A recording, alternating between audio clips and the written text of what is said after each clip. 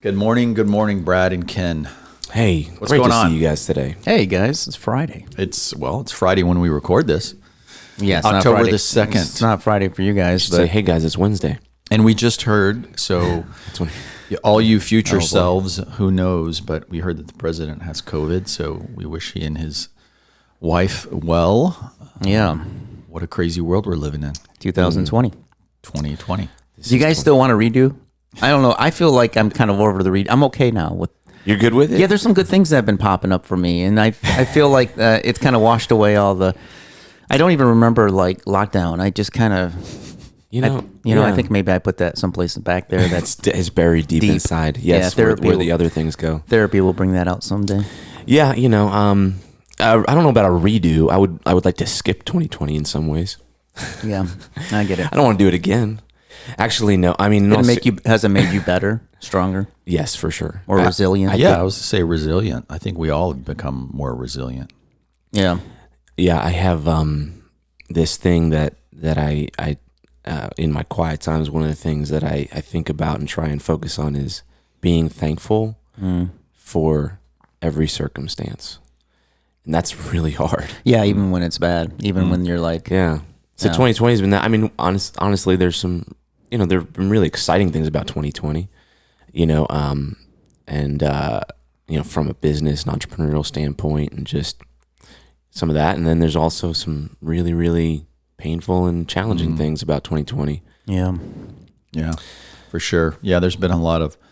I know, Brad, you and I have a friend who passed away from COVID, and that was hard. And yeah, man, it's affected people's lives in so many different ways. Like you said, definitely grateful for learning how to grow and be resilient in the midst of it, but also sad for those people who have lost loved ones, and it's different. yeah. Sometimes I look at, we talk a lot about business, but sometimes there's even more important things than business. Sometimes. And growing up, I think I told this on a past. I had a boss who, whenever employees get too stressed out, he'd just look at them and say, it's just advertising. It's just marketing. Yeah. It's not like, someone's dying. Yeah.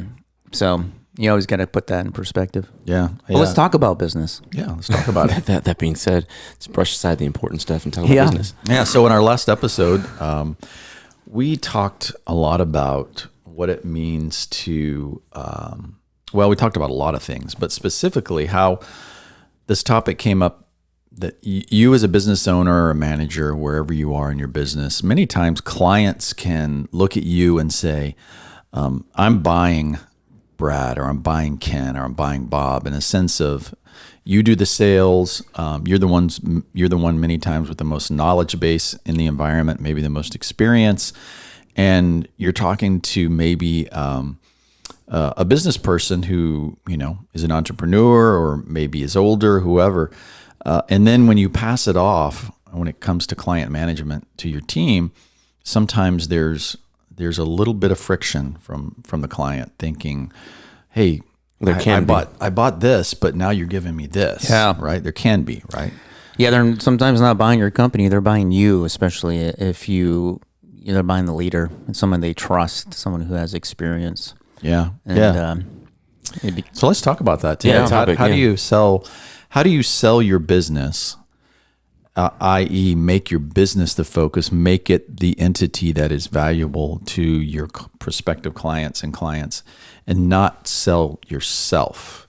That's the only way you're going to be able to really scale, because you can't be everything to everybody and on every call doing all the work yourself. Yeah. So, what do you guys think? You shouldn't be everything to everybody. I have actually a few proactive things that I try to think about doing sometimes with clients. It's what I find is there's these stakeholder clients that you might have worked with for a long time that have been instrumental to starting your business with. They're your foundational clients, and those are tougher to kind of fire yourself from, because you may have developed this personal relationship that goes pretty deep, and you have a deep understanding of their business where they always want you to participate.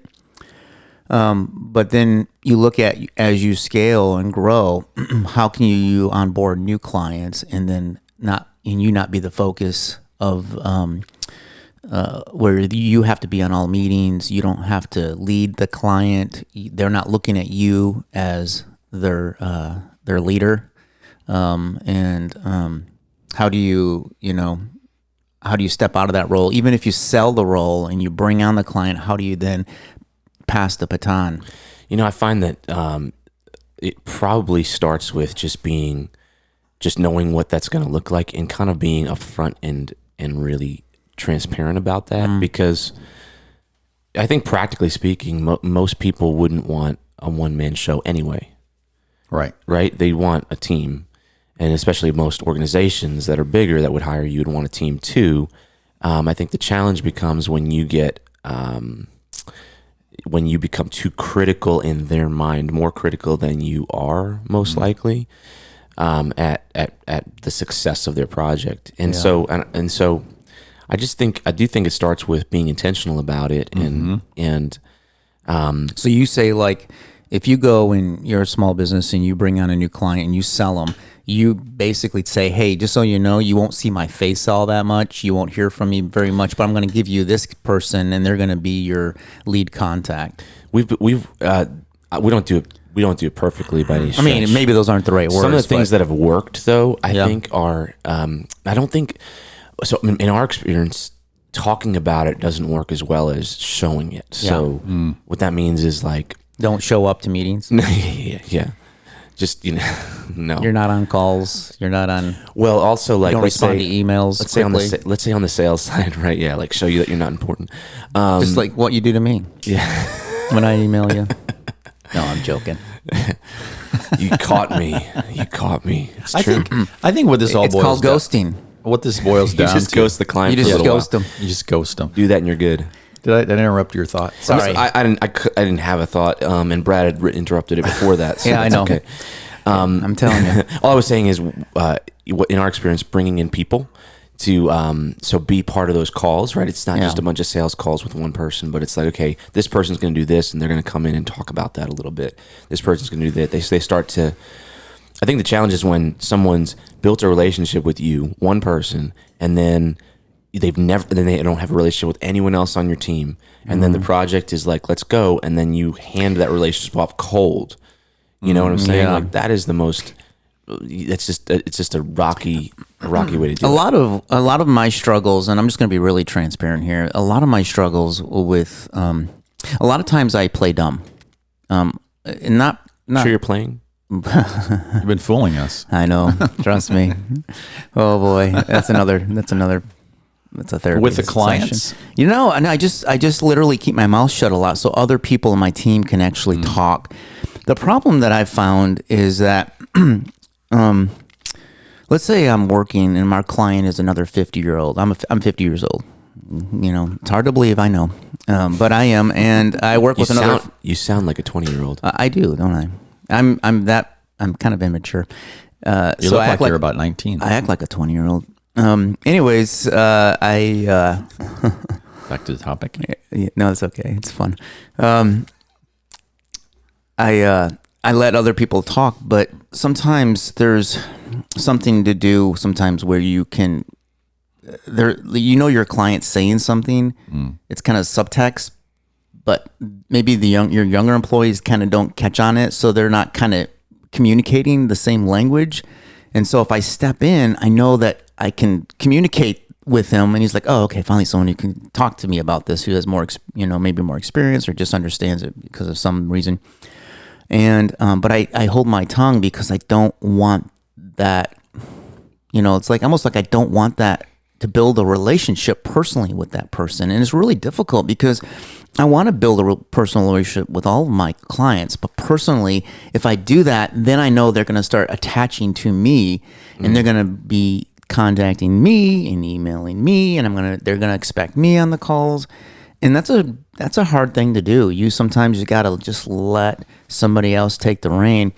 And I play stupid, or I just don't act like I'm an expert in certain things that I actually know a lot about, and I let someone else talk it and become that expert. So I start divvying up, like if I have somebody in digital and they're talking about digital ads, I just I hold my tongue because I'm like, I'm going to let my employee talk and give them guidance, and they're going to become the expert. And plus, I want to pour into my employee. I want them to have that leadership. I want them to feel like they're doing a great job. I don't want to interrupt them, or I don't want the client to all of a sudden start asking me questions. They're like, why aren't you, I'm the one that's leading this. Why are they asking you? Why are they going to you?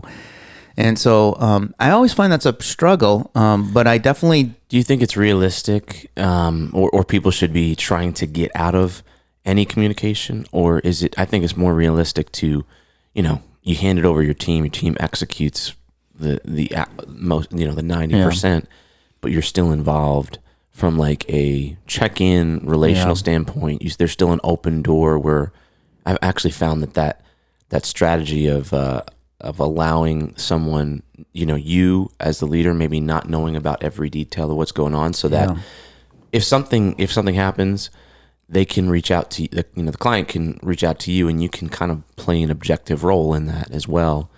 But is it realistic to hand off and kind of step back completely? I think it's all about process, right? Like you said it earlier, you can't just be the salesperson, win the client over. They're impressed with your solution that you're giving them, and then I'll say, hey, thanks for now sign this, and now I'm out of here. Here's somebody that's the administrator or the project manager, the client director. I don't think that is the best way to do it. I think there's got to be a process, whether it be a kickoff meeting in person with the team, an immersion, learning about half-day exploration into their business, where you've got other players there that are demonstrating their ability, their interest in the client, their expertise, so that there's this smooth transition of, okay, Ken may have sold me on it, and I really like Ken, but his team I now trust his team. I mean, I think that's what you have to do. You have to build trust, and you do that by having a process that this handoff of the client takes place. Mm-hmm. I don't think it can be cold. I don't think it can be cold. I totally agree. I think you need systems and processes to go through it. I think there have to be, those sort of like warm kind of, gradual things.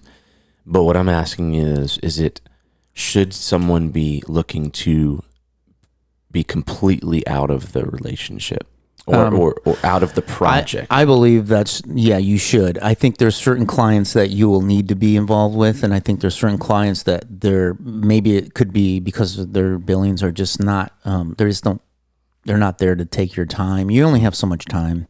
And so I do believe that if you can take a certain portion of your clients, especially new clients that you're onboarding, and deem them as, this isn't a project or a client that Brad needs to be involved with, because he can't spread himself that thin. He needs to be involved with some, maybe they're larger clients for your business, or specific clients that maybe only I could kind of lead because of a certain type of industry or something that I'm knowledgeable of.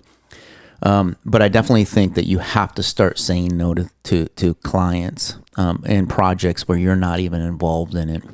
And maybe that's starting your team small, so that you can you can take a risk and let them lead on smaller clients. That if you lost them, the only thing you might hurt is your pride and your maybe people. Clients every client's not gonna be perfect for you, for your business, and so you just take little risk, and you grow and you kind of help mold, and you have regular meetings with your team. And you see how things are going, get their perspective, and then continue to ask them, always ask them, hey, do you need anything from me? So your time is only spent internally with your team. You're never really talking to that client or seeing that client.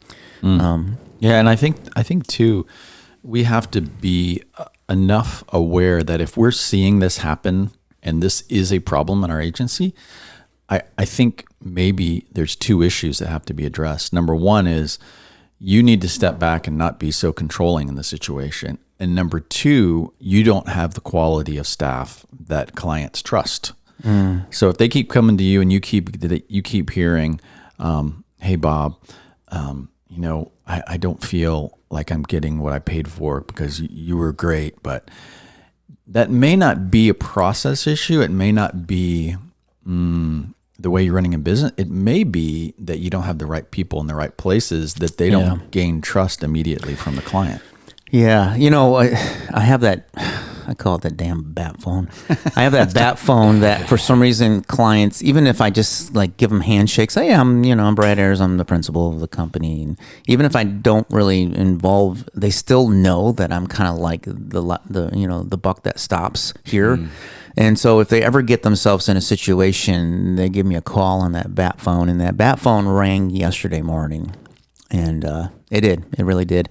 And it like took my whole day, like it just spun it upside down, because I spent 2 hours in the morning trying to put out a fire that really probably could have called the person who was involved in our agency with it, and they would have handled it, because that's what I did anyways, because I didn't have deep knowledge of what was going on. I'm like, I had no clue things were, and it wasn't that bad. We didn't, as an agency, it wasn't something that we did. It was actually something that a different vendor that they hired did, that we were sending files to or something. But I didn't know what was going on. As far as I knew, everything was fine. And so I couldn't even talk to it. I'm just like, I have to get this person on the phone and get this sorted out. And I did, because I care about our customers, and they were in kind of a pinch, and I wanted to help them sort it out. So we looked like a superstar in the end, but I went in there and kind of help save the day. Now they're going to call me again when there's a problem, because I try to get it solved as quickly as possible for them. And I think I don't know, it's tough. It's the danger that we're in, and being in a service business. Yeah. And so it's not a bad thing, it shouldn't be something that, I know we're not like complaining about it. I think it's a problem though that needs to be figured out if you want to be a successful business and a healthy business and deliver good service, because you can't, have the bat phone and also be simultaneously, growing your company intentionally, because if any second anyone can call you and you have to drop everything, that's a huge liability. And one of the reasons that doesn't happen for us is because I have a business partner, and our roles are sort of separated, and his role is more in that place. So we try and avoid, we don't give away the bat phone number. I'm unlisting my bat phone. You're delisting you're retiring it? Yes. Oh man, I see that light in the sky in West Haven. I know that they're calling you. I should probably just get a logo that I can put on at the end of a flashlight or something. No, I get, the truth is like delivering, and this is probably true, this isn't true in any business, right? Delivering your product at an excellent level and growing your company often pull in different directions. And there's a tension there, right? And so you have to figure that out. That's why business is not easy, and that's why not everyone does it, and that's why there's like a secret formula to success. So figuring that out, I think, is really important.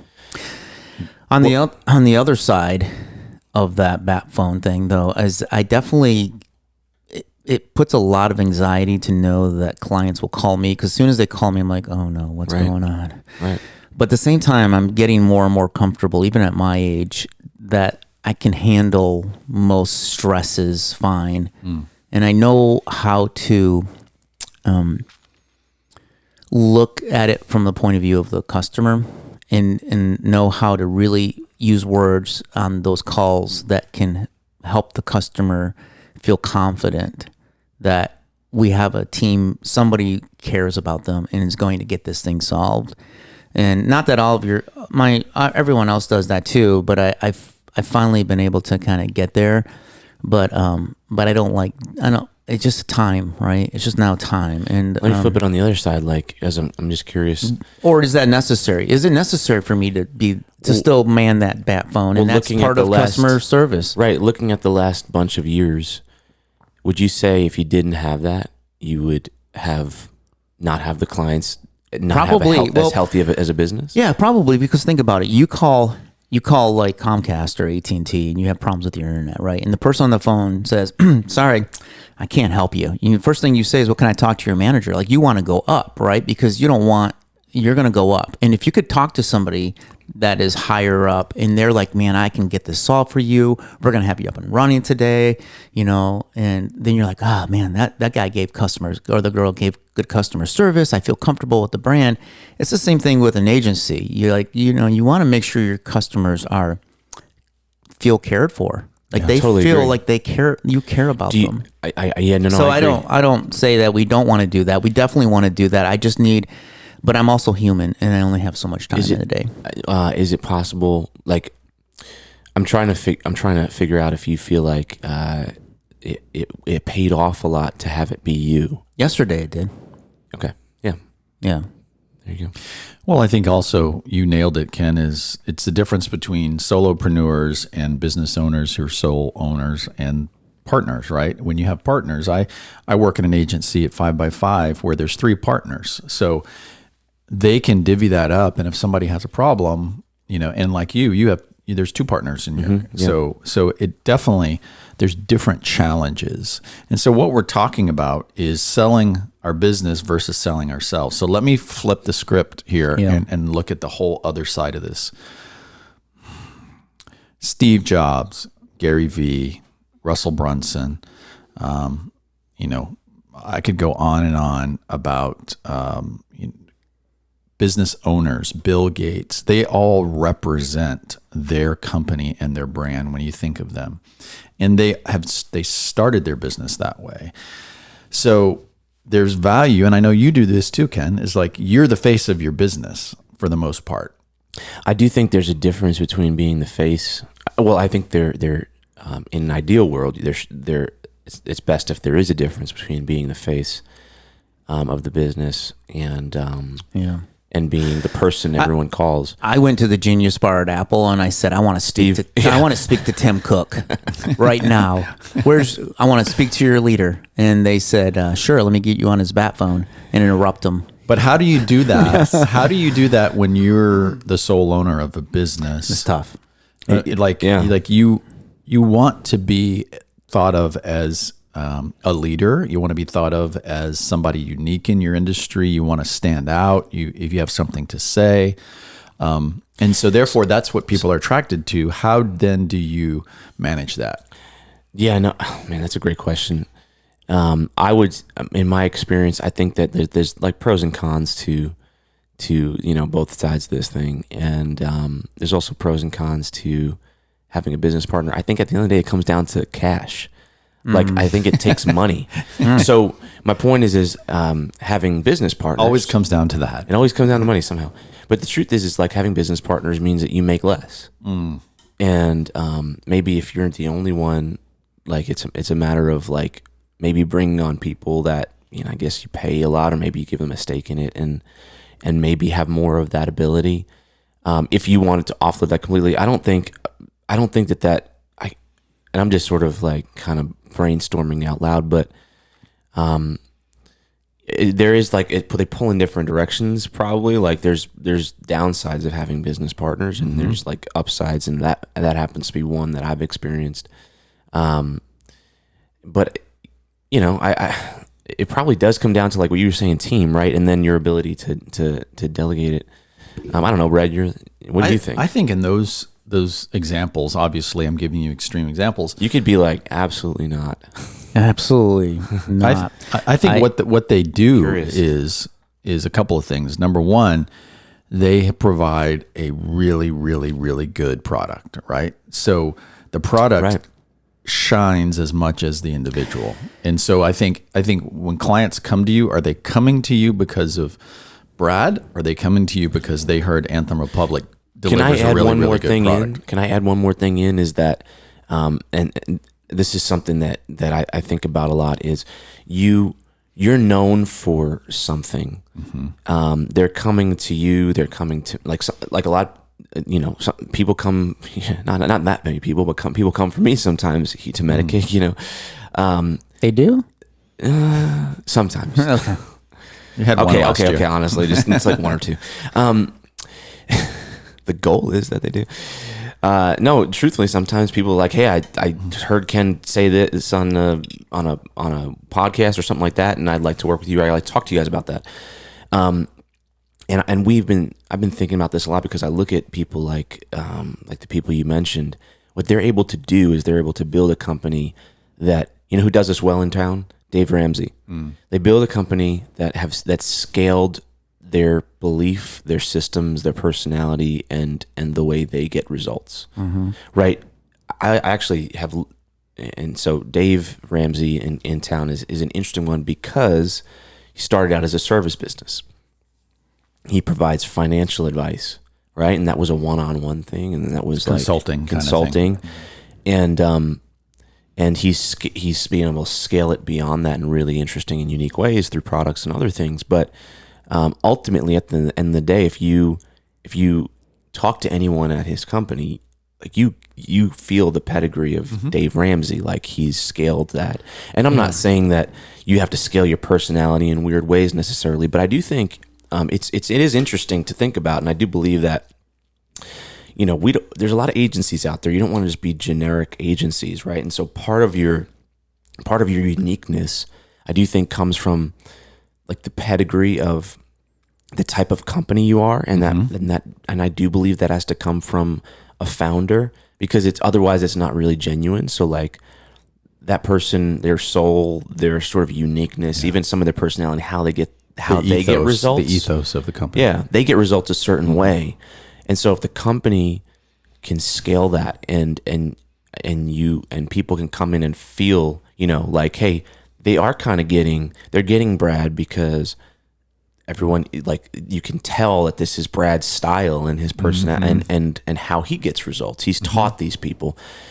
I think if I believe that if you can do that, at least that is a path to modeling some of these other companies that you mentioned.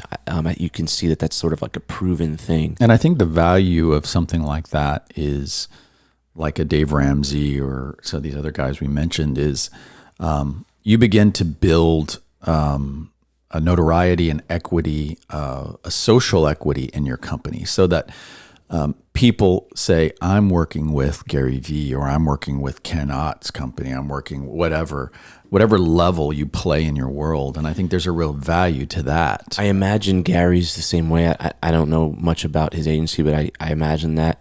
I know, it's no secret I'm a fan of Tony Robbins, and so, but it's the exact same thing.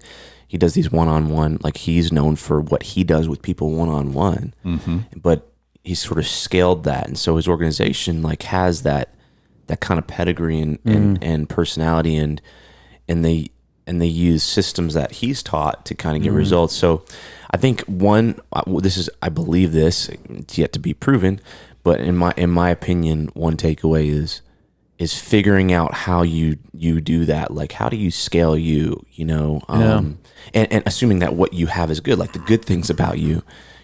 What's your system? What's your secret? What's that kind of thing? And how do you scale that truly in your organization? I think one of the tips that I would give people if they choose to go down that path is to talk about, highlight, elevate your team.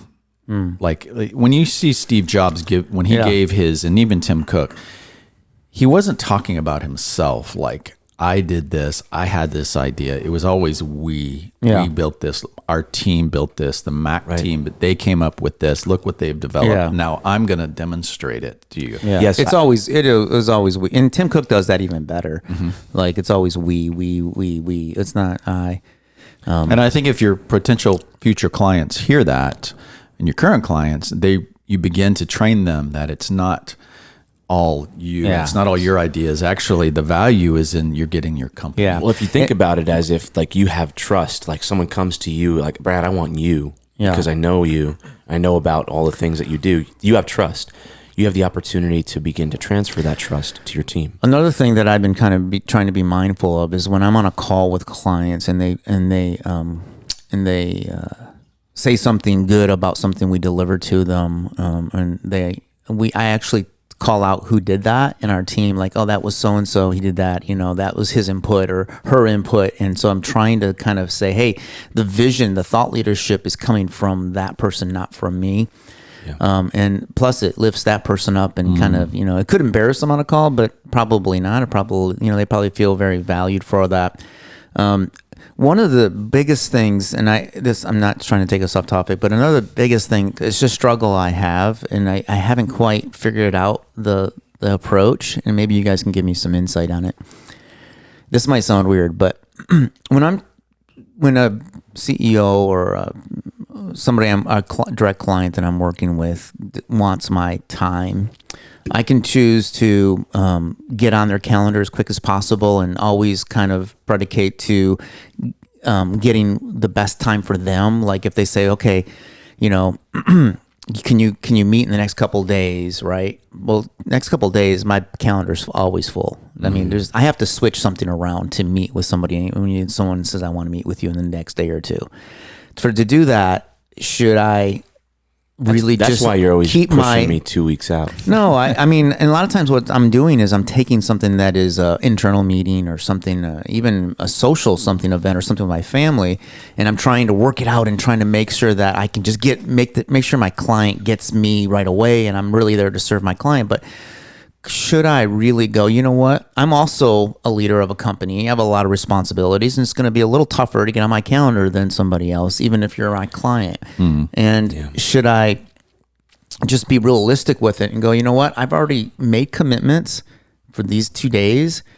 I'm going to keep those, and you're going to get me on Friday. It's probably a day or two later than what you would like, because I know you have a fire right now, but I got a lot of fires too. Well, and I know that sounds arrogant, but I do struggle with that, because I'm like, man, they need my time, and I just want to make sure they feel super served and stuff. So let's just start like messing things up around on my calendar, and I'm like, I get tired of it, because I think it's so hard. I agree with you. It's a difficult thing, but I do believe that being honest about it, like not arrogant and not brushing it off either, or not being willing to just do anything, but like just kind of being honest, I feel like is the best way to get the healthiest relationship. So like, point is like, if you're, this is just my opinion, but I do try and practice this, and it is hard. It's hard to, let's say you feel the need to jump right into it and ignore everything else. It's hard to not do that. And it's also hard to hold someone and say, look, I've got all this, I've got a bunch of important things. I can't talk to you till Friday. But what I've found is really good, really is helpful is, one, if you're honest about it and not arrogant, if that's truthfully the case, it's respectable. And you can kind of feel the honesty. But the second thing is like, because they are your client, you're trying to help them, always having like a give is great, but the give maybe should be like, hey, this person on my team has time today, they can jump on the phone with you right away and help you if you really only can talk to me, and that's a good thing too, because I think at that point you can start passing the baton. I think the challenge is that, like everybody, you start giving an inch to your clients, they start assuming you're going to be able to jump on anytime they have a fire, and then you become sucked in. I call it the big sucking sound. There's a big sucking sound in every business, and it's the sucking sound of the leaders to be sucked into things they shouldn't be. And I think I hate to use the term train. Maybe there's a better word. Yeah, training. But lead. Because there's some human beings that function and run their business very differently than the way you run your business. So if a client has a personality or, immediately maybe spending a little time with them, maybe she jumps at everything. She's always putting out fires. He's always, has his door open and is being interrupted, and everything needs to be done now, right? Yeah. Or maybe there's a manager in that environment. You can't get sucked into that. You have to say, well, this is the way we run our business. And like Ken said, you have to train them, because if you start the relationship with them jumping at everything, it's only going to get worse. They're going to start calling you on weekends. They will call you anytime. And it's not a rude thing. It's not I'm going to train you like you're an animal. It's more of, you do business a certain way that works for you. We do business that works for us. If we're going to work together, here's the ground rules. I might give a little bit, but you're going to have to give a lot. And I believe a lot of these things work together too.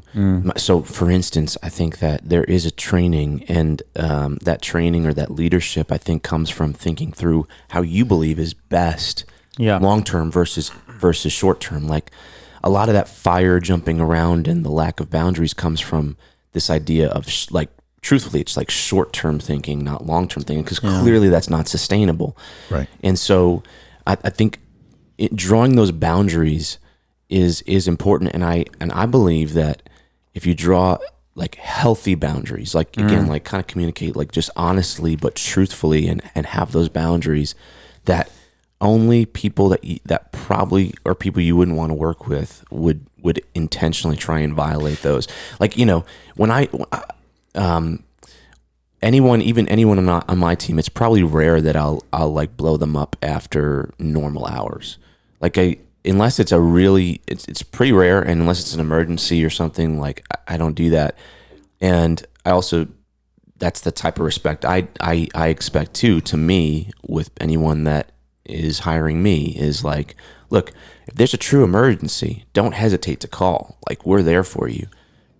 But it has to kind of fit that. Yeah. Call this number right here. It's got a recording. Just leave your voicemail. Yeah. Right? Yeah. Like no one wants to call 911 and get a yeah, exactly. And get a recorded message. Like no one wants that, right? So you want to be able to be there for someone when there's a true emergency. That's where, and that's exciting. Like if you can help somebody in a real time of need, then but the thing is, emergencies are, and we have this saying that true emergencies are actually really rare. Most emergencies are easier or easily avoidable by kind of preparing in advance, by planning appropriately, right? So like the majority of emergencies, I think, in the agency world that I often see are ones that are just a result of poor planning. It's like, we didn't know that we had this today. Or poor communication. Yeah. Well, it's like, hey, we got this campaign that we have to launch today. We didn't know that 2 weeks ago. Like, no one thought about that. Yeah. Whatever that is. So, though, I don't think that's an emergency. Emergency is like, whatever, the e-commerce store is down. We're losing millions of dollars. And, no one expected it. That's an emergency, or, Yeah, I would say too, I'm going to quote Ken here, in my opinion, that part of being a good leader in this situation is having empathy and intuition to know if this client does have that problem or issue of always putting out fires or short-term thinking. You can also help that by working with that person in the context of your engagement to say, here's some things that we're doing that might help. Putting, calendars, content calendars in place, and making sure they understand that this will make life a lot easier in our engagement, so that it could benefit them in the long run. And that's not always your job. I'm not saying that you have to try to fix them. I'm saying have the empathy and intuition to recognize that. And when there are moments that you can engage with that person to help them in that area, then be willing to do that. Does that make sense? Yeah. And sometimes, people may not want that. Sure. And then, if they don't, sometimes I find that some people, but the value that the value that they will then see, like there's something different about those guys. No, I totally agree with you. I also think that there are certain organizations, and they thrive on chaos, and that just may be not right for you. If that's sure. That may not be the client for you. Yeah, we come across those, and it's actually sad, because I feel like it's pretty common in the agency client relationship, is this just complete chaos kind of mentality. And man, I talked to so many people. I don't think I told this story, but like I was at the Addy Awards in Nashville like a few years ago, and the guy behind me in line was telling me about. It wasn't telling me. He was talking to somebody. I was just I could overhear. I could hear them. And he was. You were snooping. Okay, I had my microphone on, but he was just saying he was just talking about how much and how burnt out they were. And right after the award show, he was going back to the office to do this thing that the client asked for, and this was like at 9 p.m. Jeez. And he's got a family and kids, and he was just kind of unloading all this stuff. And I was just listening and thinking, man, that seems so common. In fact, it seems baked into the pedigree probably of traditional agencies. Probably 30% of that awards probably had to go back to work to finish a project. For sure. How many of those awards were won with projects that actually turned to profit? Yeah. Or destroyed marriages or relationships. Right, exactly. Yeah. I could, you guys might know better than I do, but like, and feel free to email me and tell me otherwise, but I feel like it's baked into the pedigree of agency life, like traditional agency life, that kind of like no work-life balance. I know this is not a work-life balance episode, but like no work-life balance, no boundaries for clients, drink all night and however you can numb the stuff. But that isn't the problem of the industry. That's the problem of each agency by themselves because they don't have the boundaries. I'm not saying it's an industry. It's not that we all don't have to work sometimes. But but it seems like it came like it's more common, and we're fighting against that. And I think that's the thing. And so I think it's a service business problem. Right. I think if you were a painter, if you were whatever service, if you make tires for whatever, I think it's a service business issue. Like clients need what you have and they need it yesterday, right? I think that's just a service thing. And I think as agency owners, we provide a lot of services for a lot of clients and they all needed it yesterday. So if you can easily fall into that, especially when you begin to grow, right? Like, well, and what we do is a bit subjective. So it's not like doing a widget where you're going to produce like 10,000 parts a week, and every week you're producing 10,000 parts, so you can actually know exactly how long it's going to take your staff. It's something. A lot of times we get ourselves into a project that we've really is very unique, and we're having to come up with ideas and things that we just don't know how long sometimes, and that's part of the challenge of estimating time. But and I think that's part of it too. And one of the last things that I had written down a couple thoughts before this episode, and one thing that I wrote down, which I think goes to the idea of drawing boundaries and that kind of pedigree, the personality is when it comes to scaling your personality and yourself, and when it comes to communicating, like, hey, we don't just work all night long. Other agencies might, but we don't. I think that before you do anything, like, you need to build your brand in ways that communicate that as much as possible and more before someone comes in the door. It's called the 4-hour work week. We are a 4-hour work week agency. You are? No. Oh. No. We're 4.2 hours. Yeah. We haven't quite agency world, that would be what, $800 a week.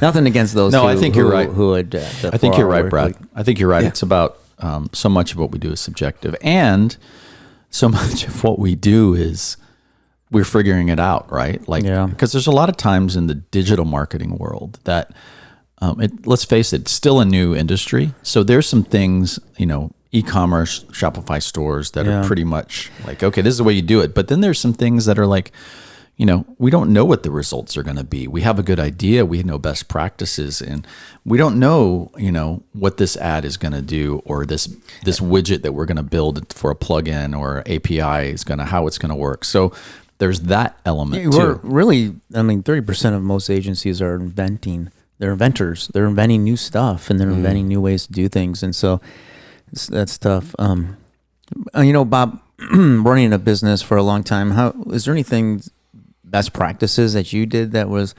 Well, I did not do this well. What I felt like what I did fairly well was I was able to market my knowledge and what I learned, and because I was in the digital space so early, I had the freedom to do that. I can't imagine what it would be starting from scratch a digital agency now. It's a different world. But one of the things I did do was try to build and hire people that could manage, that were good project managers, that I could pass that off to.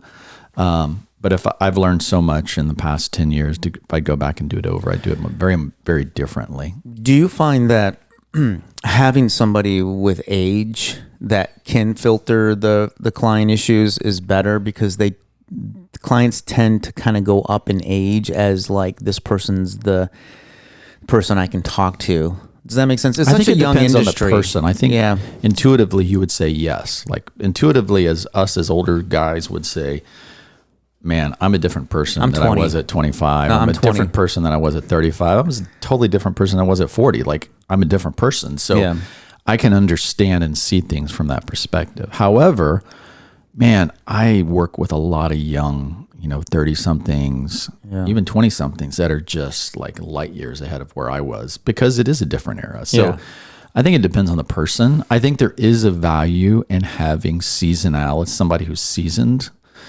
in your organization, whether it's a partner, whether it's a client director, wherever. Yeah, I guess, and this might just be a bias, but I feel that a lot of clients, they want to talk to the person, they'll know that they'll get something done, or they're talking to leadership if they're older. And so therefore they're more powerful in their company. They can make things happen. They can get their fire put out quicker and all of that stuff. It's not true, obviously, but I think they tend to do that. So I don't know. I thought maybe I think it comes down to what Ken talked about. It's about money, right? Like you can build a staff of $40,000 a year people, or you can hire one or two higher level and pay them more. It's just, you got to be willing to do that. What do you guys think about having an assistant who fields all your stuff so that your client, like, literally, I think that's a great way. If a customer were to email me, they would be on that email and respond to them and say, "Hey, so and so, this is so and so. I'm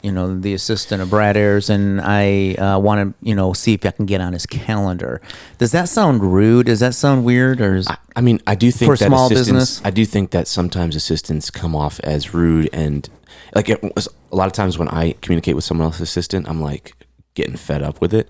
But I do think there are ways that assistant can be really good. Yeah. Gatekeeper. A gatekeeper, but they don't have to be a bulldog. Yeah. They're not the assistant to the president of the United States, right?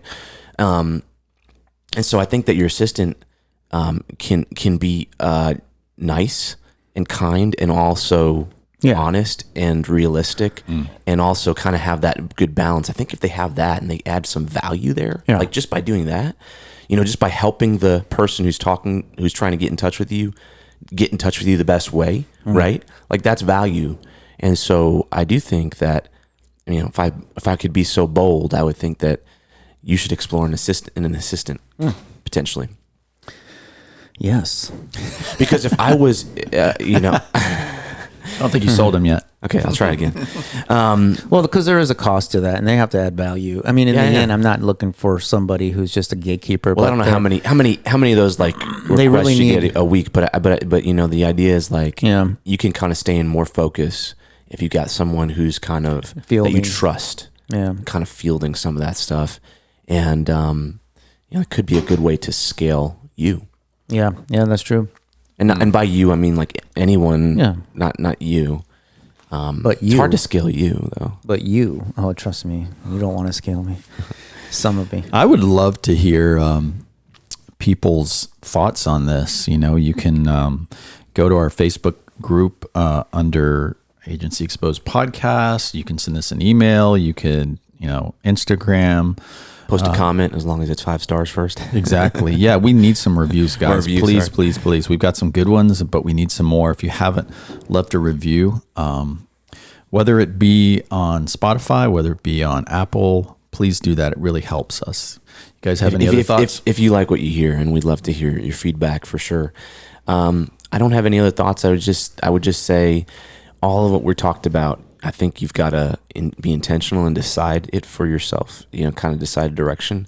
And then I do think something that helps a lot is the more and more that people can come in knowing what to expect from you. Yeah. And also communicate. By that is like, building your brand, marketing yourself appropriately so that when people come in and they get those touch points, they start to understand what they're going to expect when they actually work with you. And we actually put kind of those steps in our master agreement of here's like you're going to be given this, and this is who, and we even have an email if they have an issue that goes out to everyone to make sure that if there's an issue, but just good communication too with your team so that they know what your intention is, because a lot of times employees will actually think that you want to be highly involved in everything, and so they'll try to include you.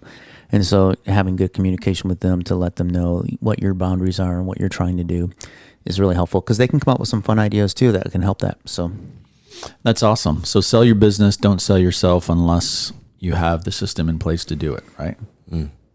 Yes? Yeah.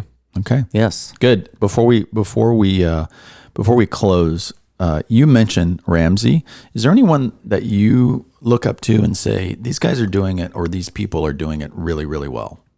And I would love to aspire to that. Oh boy. Well, you've worked in other agencies. Yeah. I've worked a lot in chaotic agencies, and I think just like what you said is kind of the nature of the industry. I would say there's a lot of other industries that do it well outside of the advertising. I think you got to model those because I think if you try to just model like a comparable business to your own, I think that's harder. I think you need to go outside of that and go, look, what are companies doing well? They may be in a different space completely, Right. but they just seem to be really well oiled, and start to look into those companies. And I have a lot of those, but it's, a lot of them are bigger companies.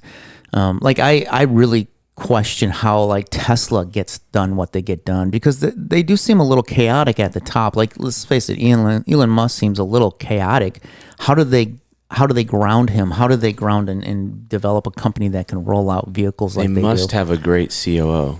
Yeah. Like seriously, like they must have a great operations person.